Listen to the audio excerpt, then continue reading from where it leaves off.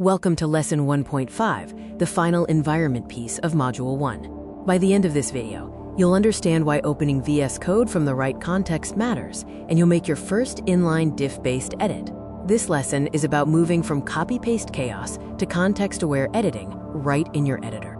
The naive copy-paste workflow is a trap that leads to correctness errors. When you only paste a function into a browser tab, Claude has no knowledge of imports, adjacent modules, or architectural decisions in Claude.md. The VS Code extension fixes this by injecting Claude.md automatically and using a native Diff widget for safe changes. The VS Code extension is a UI shell. All intelligence runs in the same Claude Code CLI binary you installed previously.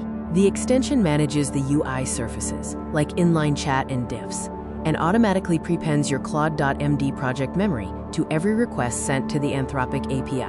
Authentication is shared between the extension and the CLI.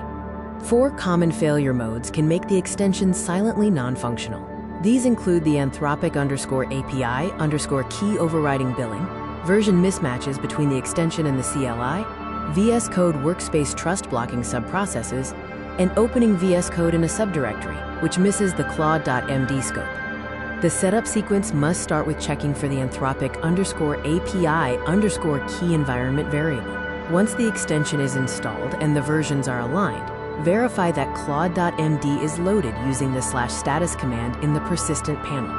Your first inline chat edit should be a safe, additive change, like adding type annotations or a docstring. When you press Cmd+K, the extension captures your selection, reads the entire active file, and includes Claude.md context. It spawns the CLI, which streams a diff back from the Anthropic API. The extension renders this as a ghost text diff widget. Remember, the entire file is sent as context, even for small selections. The key difference is session state. Inline chat is ephemeral, best for single-file edits like adding types or documentation. The persistent panel is stateful, maintaining context across messages, making it ideal for multi-turn architectural questions and multi-file tasks. One sentence, one file is Cmd+K. Multi-turn or multi-file is Cmd+Shift+I. A real-world inline chat example is adding Python type hints and a docstring to a function. The prompt clearly defines the scope and constraints, such as do not change logic. The resulting diff, highlighted in green, shows the type annotations and Google-style docstring. Use the diff widget to inspect and accept changes per hunk. The extension session lifecycle moves from not installed to ideal after login. Inline chat starts streaming, and the final diff is either accepted or rejected.